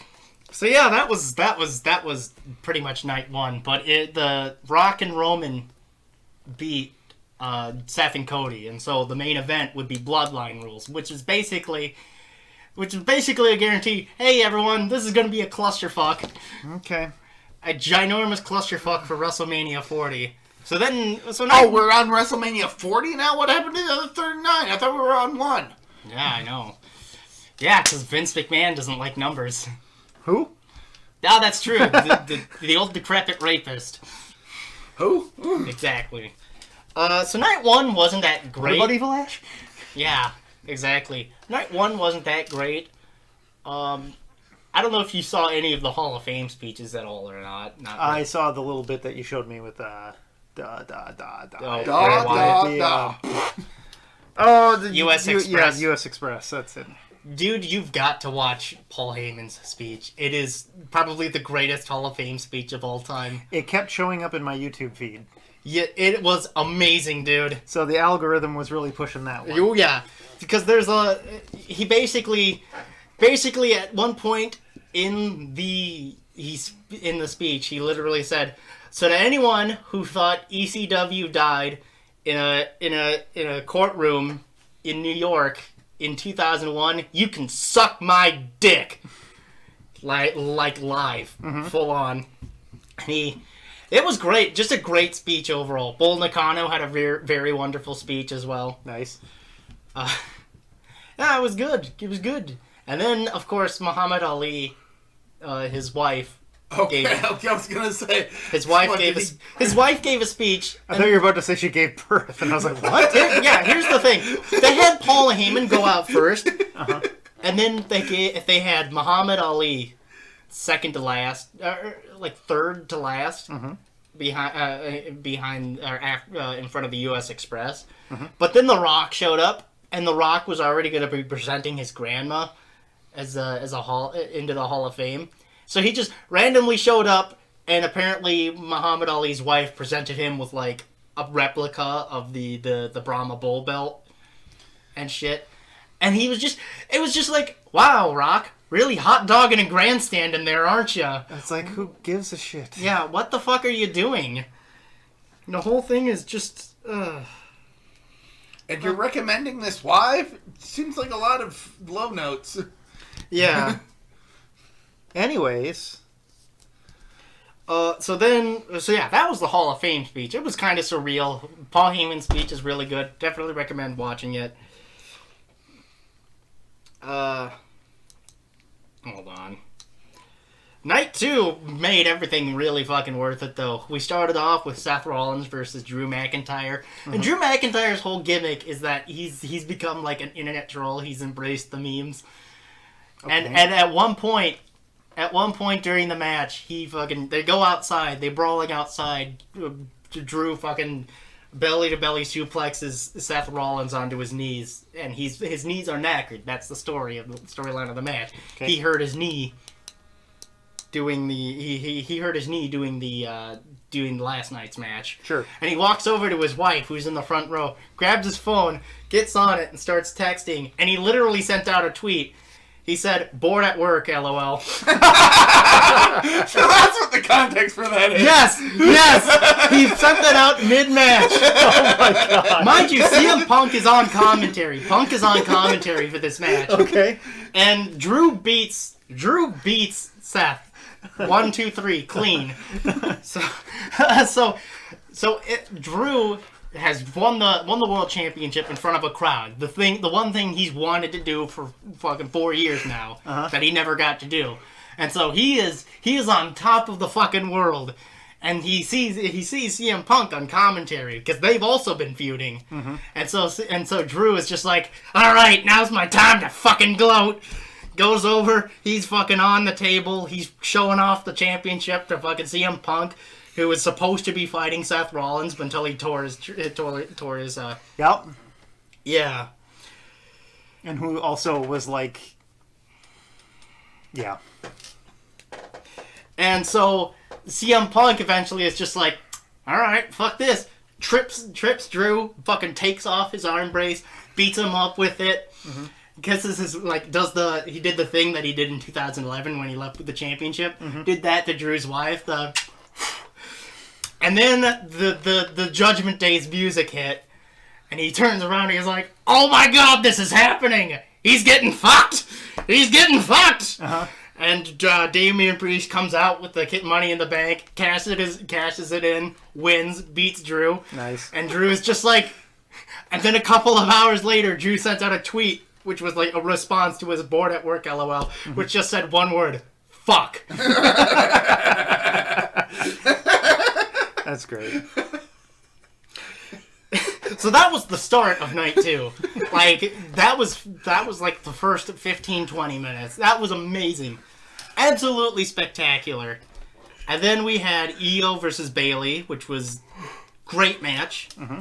We had a 3-way, we had like a 6-man street fight between Bobby Lashley and the Street Profits versus the Authors of Pain and Karrion Kross. You keep saying "we" as if you were the expectant father. Yes, we. To Muhammad Ali's wife's baby. Yeah! Right. Sorry, and their championship belt. Jesus Christ.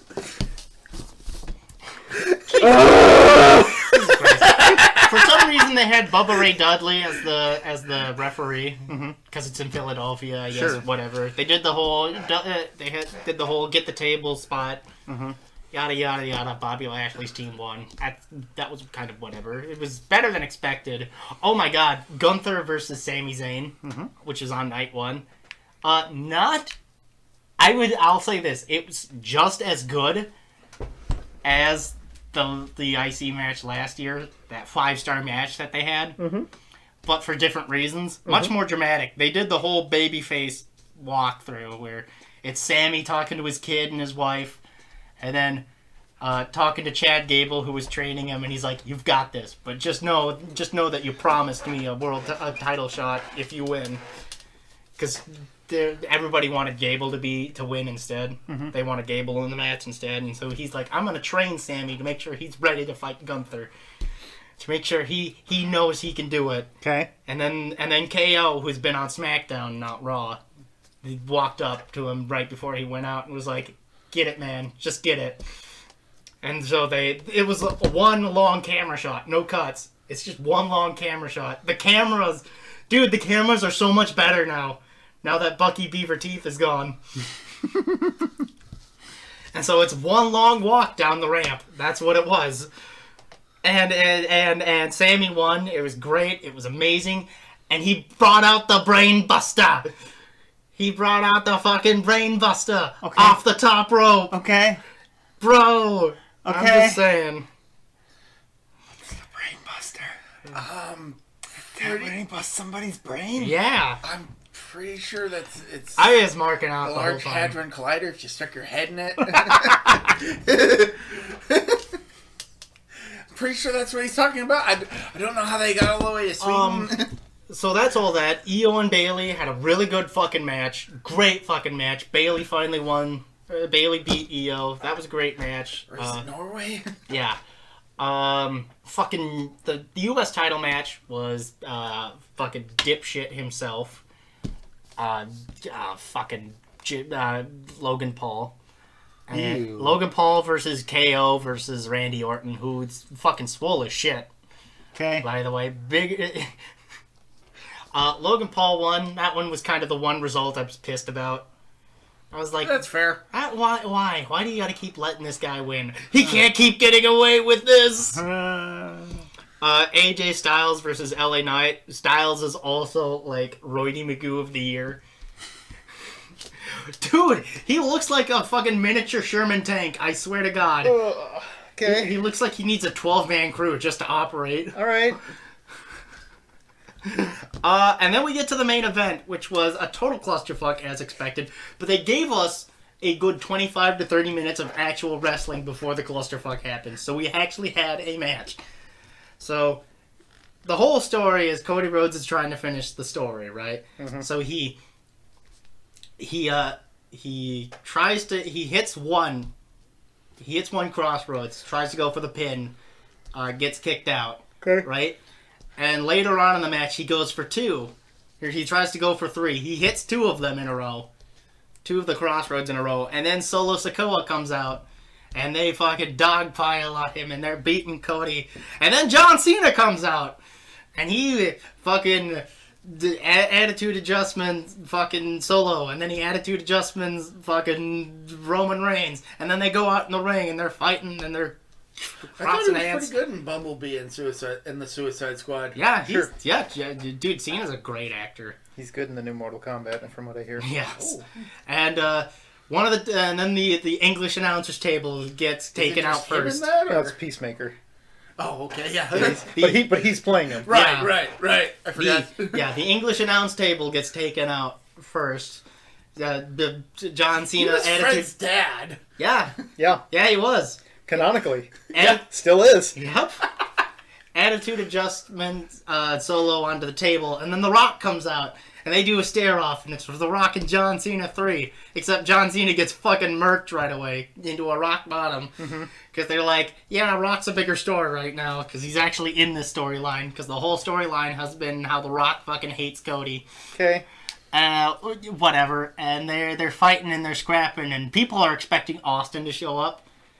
Spoiler alert, Austin does not show up. Good. Yep.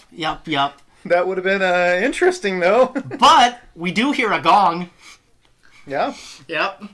And Taker shows up, and he chokeslams fucking Rock. So Rock's taken out of the match. I don't understand what's going on anymore. Dude, the whole thing's a massive clusterfuck, but it was like, this is the kind of clusterfuck that's cinema. Everything ties together. Here's The Rock saying he's the final boss of WWE. Uh-huh.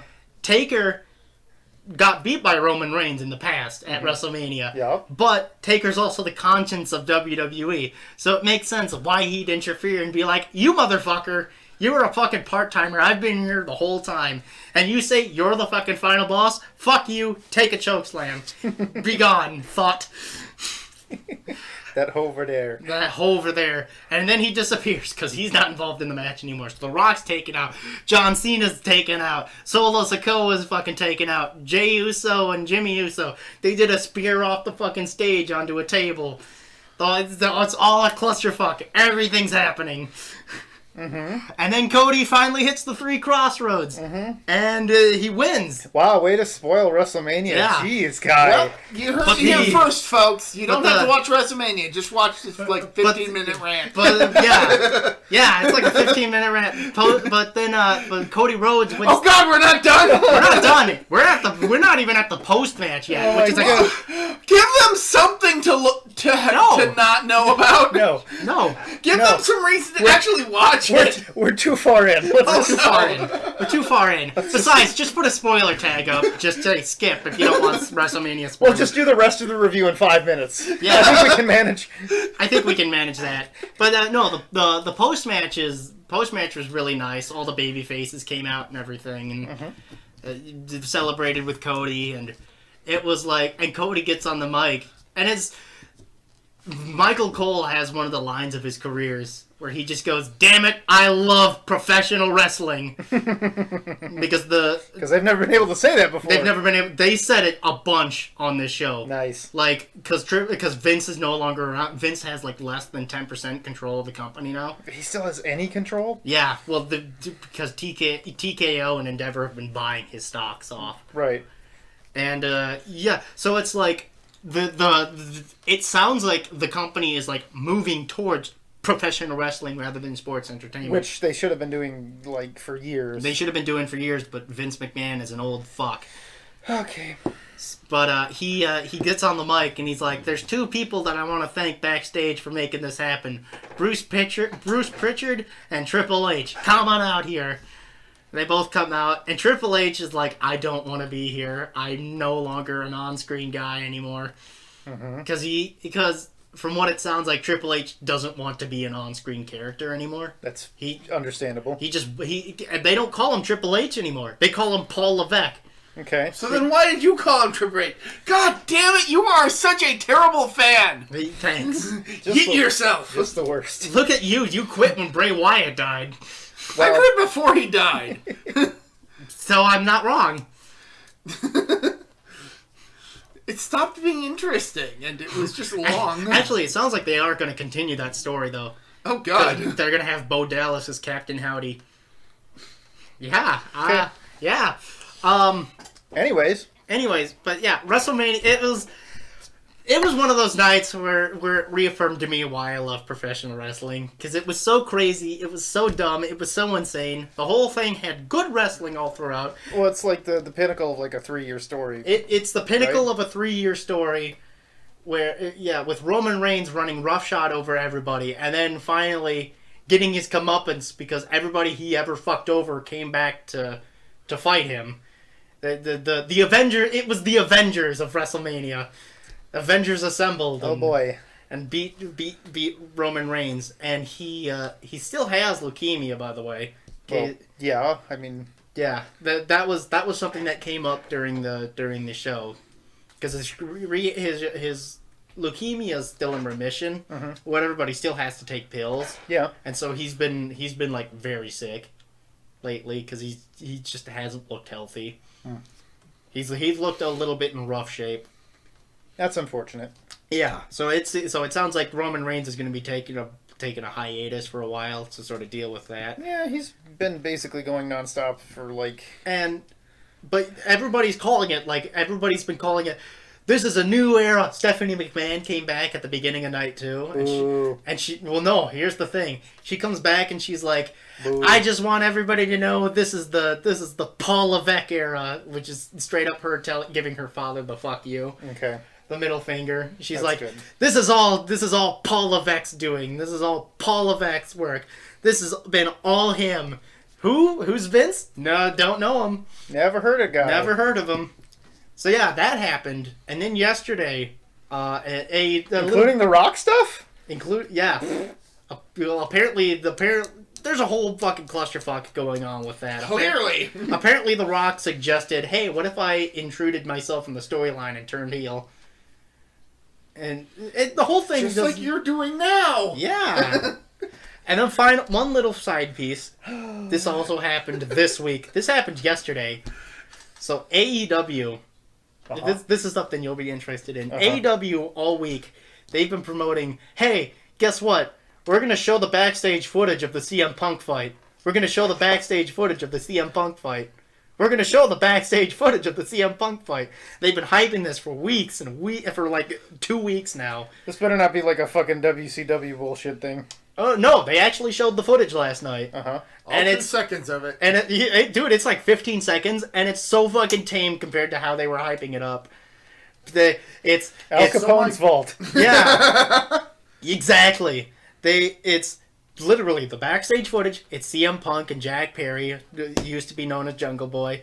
They're talking, and then CM Punk just randomly swings at him, and they get broken up, and it's like less than 15 seconds, and they're like, congrats, we've shown the footage. Now we're copyright striking anybody else who shows it on Twitter and social media. They're like, we've shown it. Now you'll never be able to see it again. Okay. And it's just like, all right. I mean, they're building a storyline with it because it's being fuck the Revival versus the Young Bucks or whatever. Okay. And they use that as like, hey, this is why we hate you guys, or whatever, something along those lines. I'm sorry, I asked. Yeah. So are you All right. finished? So, Are you finished? You done? long story short, you need to watch the main event and the Hall of Fame speech. Yeah, maybe. Well, this has been ProtoBalls Talk. I've been ProtoMet. Wait, I Damn. think. Oh God, there's more. Wait, hold on. He didn't give his Dude, recommendation. we ran out of time. We couldn't even finish the movie. To be fair, he didn't. You did not give the audience any reason to actually watch WrestleMania because you spoiled the whole damn That'd be thing. super funny if, like, the feed just cut mid-sentence. We ran out of budget. Do like a 5-second No, cut. I don't have a recommendation. I didn't come prepared with one. Let's just move on. You And fucking. he's had like 20 minutes to think of one. You had the whole floor. You fucking whore. You fucking absolute whore. Okay. You're the one who went on for like 20 minutes. Hey, I was giving him time to think. I spent not even 5 minutes on my recommendation. I recommend not watching WrestleMania. Oh! I'll kill you. Just have a big Ghostbusters cross thing on there. Yep. Yeah. What were we talking about? Army of Darkness. Army of All Darkness. right. So the Castle Siege. Castle Siege is good. That's good. Grabs a They chemist. get like 2 days Yeah, they to get prepare for it. they get a 2 days head start, and the one great thing that Ash does is actually convince Arthur, hey, go fucking reconcile with Henry the Red and ask for his help. Because he's Because to be a bit fair to Henry, for as much of an asshole as he seems to be, his argument is, you raise swords against me first. It's not like we're not also fighting against the Deadites. exactly. And it's not like he took anybody out on his escape route through the castle or anything. Yeah. Yeah. Exactly. So Arthur's a bit hesitant to do that, but Ash astutely points out, if we don't have Henry's help, we're fucked. Because we're like 60 people. That's all that remains after everybody else left. Yeah, it's either we have 2 armies going against us or we have 2 armies going against them. It's like it's like the Battle of Helm's Deep, where or like the not the Charge of the Light Brigade, the Winged Hussars arrive during the Battle of Vienna, the Siege of Vienna, where they come down from the fucking hills and sweep the army across the Are you land. going to spoil how that ends too? Hannibal always has a plan. Walpole always has a plan. No, actually, no, that's Bismarck. Bismarck always has a plan. Has a plan. Oh, God damn it. The joke is, it was Walpole. Okay. But that's his thinking. If he has a cavalry that attacks from that flanks them while they're busy with the siege, Ash is very smart with history. It The seems. problem with that logic, though, is that they already start out the match like the thing flanked. Right. But I guess they take out one of the armies right away. Yeah. With the explosives. They take out a couple of the regiments and shit like that. They remodify Ash's car, which time traveled with him. Mm-hmm. Pretty sure that happened at the end of the previous movie, so that checks. Yeah. They remodeled the Duke. The Duke. The Duke. It's now the Duke Mobile. They use his science textbook to teach them how to make explosives. Yeah. Yeah, so they just spend the next 2 days like preparing. It's a preparation montage. Yeah. A training montage. Exactly. It do be that way. And then the armies show up on their doorstep. And they defend it pretty darn good, actually, all things considered. I mean, by the end of it, the entire other army is dead. Yeah. Well, yeah, the entire other army is dead. Granted, they were dead before the battle started, so it's kind of an even split. You mean defeated? Yes. Well, I was going for the fact that they were already dead. That was the joke, and you don't fuck you guys. You're no fun.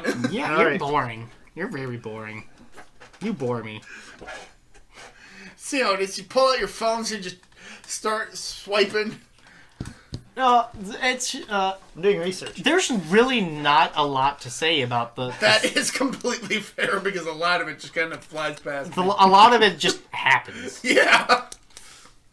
There's some memorable They got spots. some good puppetry work for the skeletons. Oh, the puppetry is great, but it's like there's a couple of good spots that happen, but like it all happens so smushed together. that It's just basically all one big scene. you don't really You can't really dissect it like you can the other scenes. Or WrestleMania, apparently. you could dissect WrestleMania all you want. I know, you just did! WrestleMania wrestling is in general is built for that. I'm so sorry for your ear. I'm sorry that you don't You like should good. apologize to the listeners. Yeah, Jesus. I'm sorry that you don't like good storytelling. It's not that I don't After all, you like trash like Super Sentai. Yeah, how's that feel? accurate. You know, they're about on the same level as far as trash goes. Yeah. Hi, That's why I said it was accurate. hey, let's be fair. Yeah, but I don't spoil it for everybody. Yes, you Just do. by recommending. Yes, you do. We spoil movies all the time. But have we ever spoiled a Super Sentai movie? Give it time, we will. We're about to spoil this one. This is as Well, close. just for that, we're ending this right here. And this is listen. This is as close to a Middle Ages Super Sentai as there ever was. Actually, no. This is as close to a Middle Ages Kamen Rider, because he rides a vehicle. He's got a costume. He's got a special weapon. What? What are you talking about again? Army of Darkness. Army of Darkness. I'm confused. This is a Middle Ages Kamen Rider. Think about it. The main character's got a costume, right? I mean, arguably. He's got a special weapon, Debatably. and he rides a vehicle. Okay. Sometimes. He's a Kamen Rider. Okay. Even I feel that's a bit of a stretch. I would pay to see the Evil Dead Super Sentai Yes! adaptation. Ash and Fair, Friends. fair enough. It'd just be Just like watch Ash vs. Evil Dead. it'd just be like your standard Power Rangers where there's a whole team, but like it gets narrowed down to one really Yes! quickly. In like the most gruesome, bloody way. And it also happens to be like the new guy on the team. Well, obviously, it's going to be the new guy on the team. That's the show they're promoting. All right, see, now you make me want to write a story like that. God damn it! That technically is the plot of one of the movies. Both Kamen Rider and Super Sentai. It was one movie. And it's played straight as like a real horror movie. So it's like actual aliens like bisecting these heroes and everything, and there's blood and guts everywhere. Can't sell that to kids. Yeah. Kids ain't gonna buy that. They might do that. They might do that with Kamen Rider, but not Super Sentai. But whatever, who cares? Anyway, the siege is good. Yeah, we got really off topic. I like that there's a part where Evil Ash is barking out commands, but then he like dislocates his jaw. Yeah, And he's like, damn it! Sally Fork! Sally Fork! Sally Forth. Sally Forth. that's probably my favorite scene. I remember that vividly. Yeah, and it's like, Also, I think that was how I learned that Sally Forth wasn't just a comic strip. nice.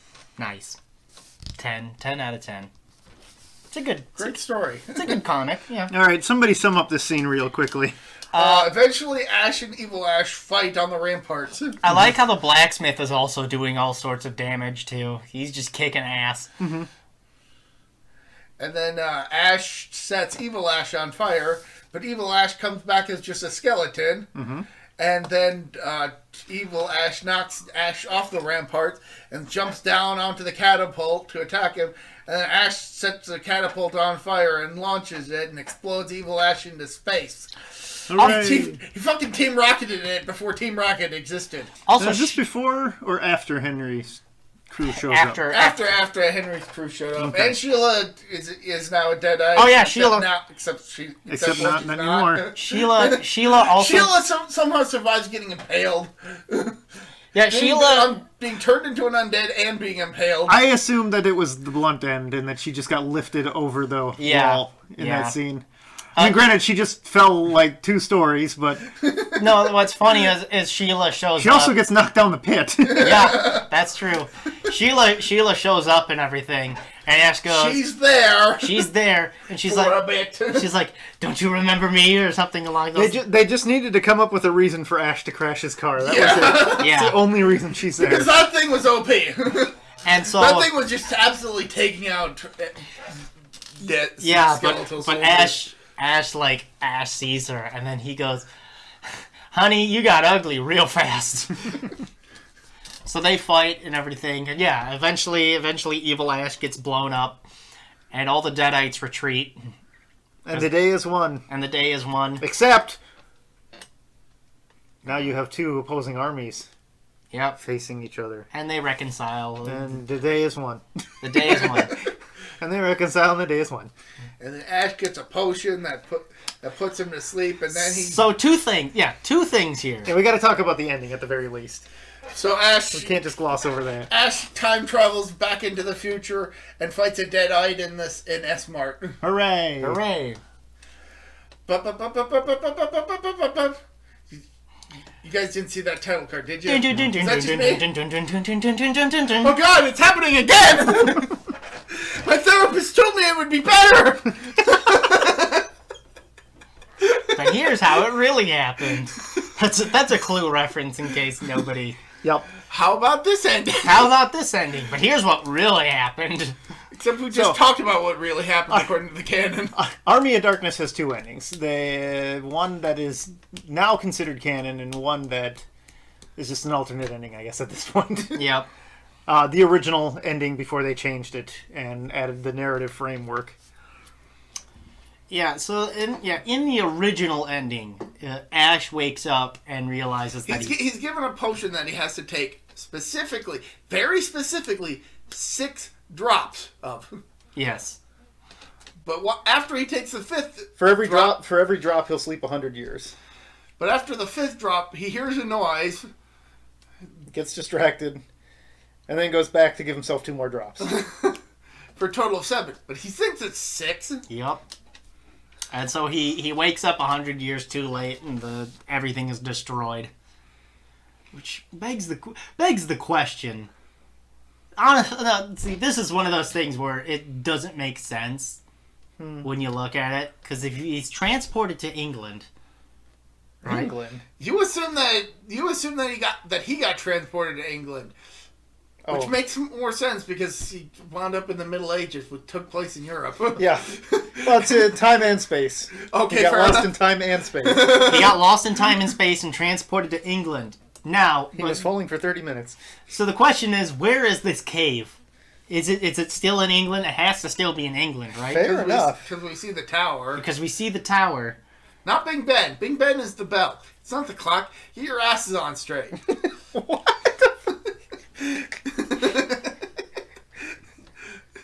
Look, Big Ben was not destroyed by Gorgo. It could have potentially survived that attack.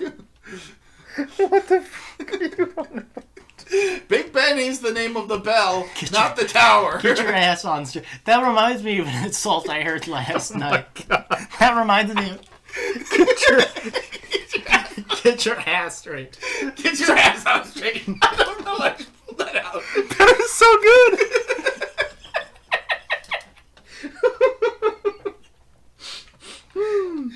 That reminds me of an insult I heard yesterday where it was something along the lines of, well, you see, I'd like to see things from your point of view, but unfortunately I'd have to shove my head up my ass. I like get your ass on straight. Get your ass on straight. I'm gonna use that more. Come on, guy, get your ass on straight. Jesus Christ. Oh, that's wonderful. Oh, we've lost the plot. We lost the plot several hours ago. Maybe was it before or after I started ranting about wrestling? It was right around the time that you were halfway through ranting about WrestleMania. Okay. I would argue it was before because we got to the spoiler break and you guys just kept talking about stuff that had nothing to do with Army of Darkness. That's okay. And then there was the 20-minute WrestleMania rant. And then there was the 20-minute WrestleMania rant, which was glorious, and just put a spoiler and time skip up there. I'm putting an asterisk here, and it's like, no, it wasn't. Fuck you. You fucking whore. Yeah, so Army of Darkness 2 endings. That's it. We can wrap up. One leaves him at S-Mart in present time. Another leaves him in the far-flung future, post-apocalypse type deal. Give me some sugar, baby. All right. Yeah. Yeah, I just don't know how they could have gone forward with that second ending. Clearly, you want. I would like to have seen what they would have done. I think it could have been interesting. From what I remember, Raimi had a plan with that ending, but that's been lost to time. Or has it? Bum bum bum. I'm sure he has like a script somewhere, which is a what if. Yeah, I'm sure he's got multiple scripts. Yeah. My understanding is that they have no intention of doing any more, Well, at least with Bruce Campbell. But From what I remember, though, originally the Army of Darkness is supposed to be a lot longer. It's supposed to be about half an hour, 45 minutes longer, and it was supposed to still have scenes in the cabin. Mm-hmm. But then during the production, like during the writing process, I think Sam Raimi was just like, this is just not working. Gotta trim it down. Gotta So trim it what? They down. were going to Evil Dead 2, Evil Dead 1, but for Evil Dead 2? Yes. I mean, yeah, it kind of My makes brain sense. just melted. If you've never seen the other two movies, you'd be completely lost jumping into this one. Yeah. They don't do a very good job of, like, recapping. I mean, arguably the second It's the Evil kind Dead of... 2 actually did a fantastic job of recapping Evil Dead 1 Yes, by basically Right. saying, this is how it really happened. Yeah, so like with Evil Dead 2, you don't need to see the first movie in order to enjoy Evil Dead 2. But Army of Darkness, it's like, last time on Army of Darkness...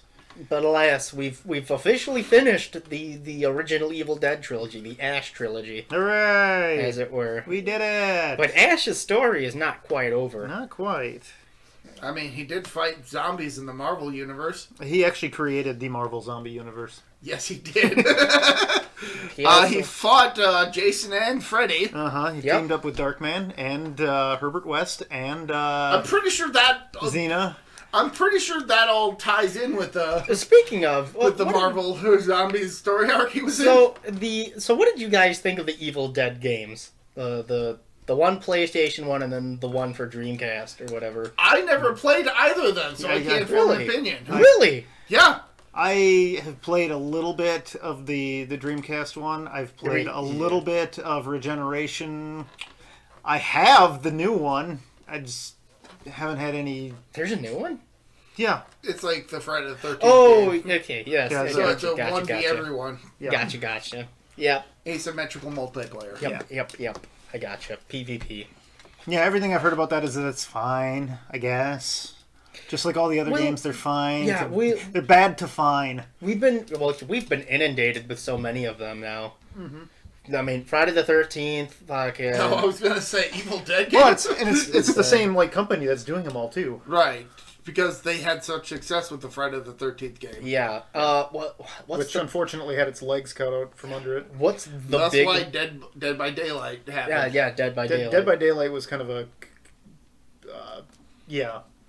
It was like a... What do you call it when you have like a apocalypse... Or what is it? Apocalypse and... What's the other movie? Damn it, I can't think now.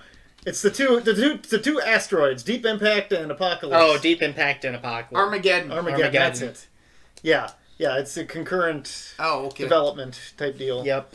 It's kind of like Same Code company. Veronica and RE3. Yeah, Yeah, except those except are the what same franchises, and they knew each other when existed. Okay. Like, I just assumed that Dead by Daylight was made by the same guys who did Friday the 13th. No, different studio. It's like, Yeah, Dead by that blew my Daylight's mind. Dead by Daylight's okay, I guess. It's fine. Yeah. But yeah, did we have any plans to do any more? I mean, at some point we can totally do the other ones. we could do the other ones, but Just- the I gotta dig out the DVDs. You guys can see them. yeah, the question is Put them. the question is Well, Ash. I have the most recent one on Blu-ray, so. The most recent one. No, we're talking Ash versus Evil Dead. That's What are you talking about? I was talking about the, Evil Dead the Rise. remakes. Oh, gotcha. I Yeah, thought you were talking about the TV shows because I don't. No. I don't really acknowledge the newer Evil Deads. I acknowledge that they exist. I don't acknowledge them as being part of this, like, Cycle. yeah. yeah. I feel like they're like an alternate universe type deal. I mean, we'll have to find out when we To get be- to watch them. To be fair, though, I think it's confirmed that both are canon with all the old ones. Yes, Yes, but they're So, yeah. they're more like, oh, these are side plots it's more of like we're gonna turn this into an anthology series. Yeah. So, like what Halloween tried to do with its third movie. Yes. Yes. And then the studios were like, oh, that was a bad idea, even though people in the future actually love this third movie. Mhm. And love it for that. I do, at least. don't give a rat's ass. I like Halloween 3. I love Halloween 3. Halloween 3's great. Halloween 3 is great. Confusing as fuck, but great. Well, yeah, confusing if you don't know what the plot is before going into it. Right. And you think it's going to be another Michael Myers thing. Yeah. And then 4 happened. And And then 4 happened, and then 5 happened, and then 6 happened, and they kept making more movies because they couldn't figure out what was wrong. But they felt that, okay, we've got Michael Myers. That's clearly what's working, but nothing else seems to be. What can we do? I know, let's just remake the last movie. so Short Stuff and I were talking about this earlier. He's another one of our brothers. Okay. My He- brother, and that other guy. Yeah, he likes the Rob Zombie ones. I was like, I just can't like them. They're just I haven't seen them yet, so I'm not forming an opinion. I try to be objective on that. right. No, it's just most of the series is shit. Let's just boil it up to that. Most of the series is shit. Yeah, Halloween. Yeah, I can There's agree with like- that. We're not talking about Halloween though. Yeah, Yeah. we're talking about Evil Dead. And Evil- at not some bad, point, I there's- would like to talk about the TV show and the two Yes. the two movies. The real question is, how would we want to do it? Would we want to do it season by season or episode by episode? Because the episodes, they're, what, good 45 minutes? 35 to I 40 think go minutes? season by season. Maybe. That would give That sounds like a discussion for off the air. right. But we do plan on doing it at some point. But I think for now we're gonna take a bit of a break from horror movies. We've kind of been talking about them for the last 7 podcasts now. Oh man, is it time for us to do a different movie? Is I it time guess for so. 12 Angry Men? Is it time for 12 Angry Men? Well, I guess I'm Oh. outvoted, even though I was thinking maybe, yeah. Here's a suggestion. Never mind. No, don't. Off air. Oh, okay. Okay. Off air. All right. So 12 Angry That way it Men's can be a next, I surprise. guess? All right. All right. Great, because I have the DVD myself. All right, then. Yeah. Oh, okay. That's the Are thing. you going to be joining us, or is I'll it just going to be us definitely two? watch it with you guys. I don't know if I'll do the podcast. We'll see. All right. There's a lot to talk about. Okay. Alrighty. Have a good one. See ya. Adios!